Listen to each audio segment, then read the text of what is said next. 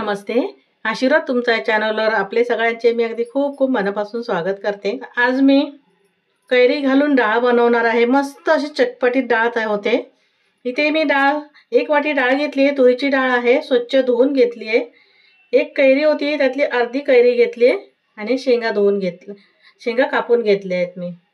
त्यातही शिजायला ठेवू डाळ। इथे मी कुकर घेतलाय, त्यामध्ये डाळ घालून घ्यायची।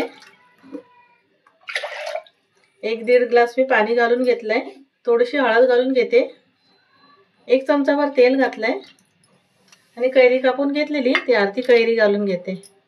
एक हिरवी मिरची घातली, ही कुकरचं झाकण लावते मी आणि 3 शिट्या करून घेते। डाळ शिजत ठेवली आहे। डाळ शिजेपर्यंत मी हे शेंगा थोडं शिजून घेते।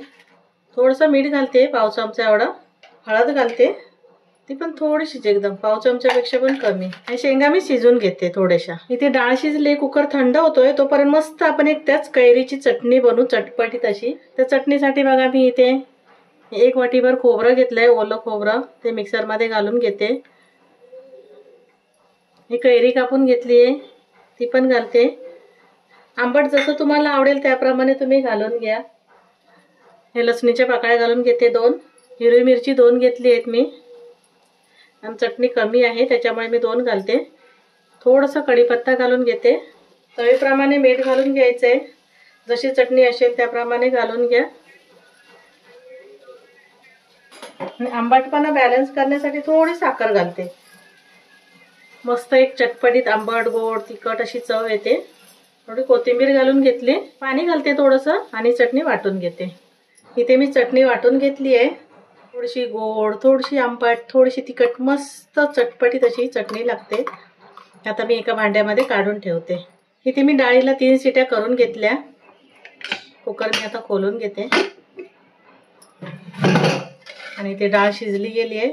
आता फोडणीला घालून घेऊ। मी इथे आता डाळ फोडणीला घालते। कढई ठेवली आहे, त्यामध्ये तेल घालून घेते। 1 ते 2 चमचाभर तेल घातलंय। तेल व्यवस्थित असं गरम होऊ दे। इथे तेल गरम झालं, त्यामध्ये अर्धा चमचा मोहरी घालून घेतली, अर्धा चमचा जिरं घालते। इथे मी 4 पाकळ्या लसणीच्या ठेचून घेतले, त्या घालून घेते। थोडासा हिंग घालते मी कढीपत्ता घालून घेतले आणि कांदा घालते। कांदा आपल्याला हलकासा लाल करून घ्यायचा आहे। इथे कांदा हलकासा लाल झालाय, त्यामध्ये थोडीशी हळद घालते। आपण डाळ उकडते वेळी पण हळद घातलेली, थोडीशी घातली मी। आता मी मिरची पावडर घालते, अर्धा चमचा धना पावडर घालून घेतली, ते पण अर्धा चमचा घातली आहे। इथे आता मसाले घालून घेतले आणि डाळ शिजून घेतलेली ती आपल्याला डाळ घालून घ्यायची आहे। इथे आता मी डाळ घालून घेतली, थोडंसं पाणी घालून घेते। जेवढी पातळ घट्ट पाहिजे तशी त्याप्रमाणे घालून घ्यायचे। अजून थोडंसं पाणी घालते मी। गरम मसाला घालून घ्यायचा आहे आपल्याला, अर्धा चमचा एवढा गरम मसाला घालते। चवीप्रमाणे मीठ घालून घ्यायचंय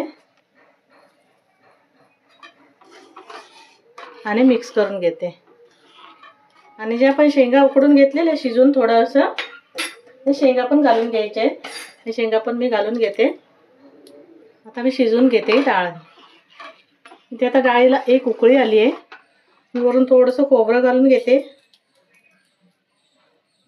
थोडंसं गूळ घालते। तुम्हाला गूळ आवडत असेल तर घाला, नाही घातलं तरी चालेल, पण चव छान येते अशी।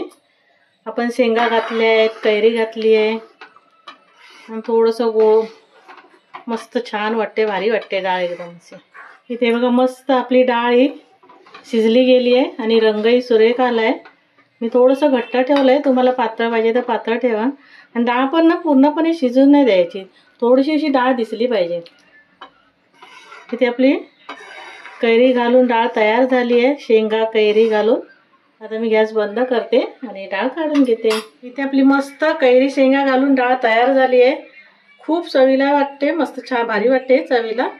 मी थोडीशी वरून कोथिंबीर घालून घेतली आहे आणि इथे आंबट गोड, थोडीशी तिखट, चटपटीत अशी आपली कैरीची चटणी पण तयार झाली आहे। तुम्हाला माझी रेसिपी आवडली असेल तर लाईक करा, शेअर करा, सबस्क्राईब करा। धन्यवाद।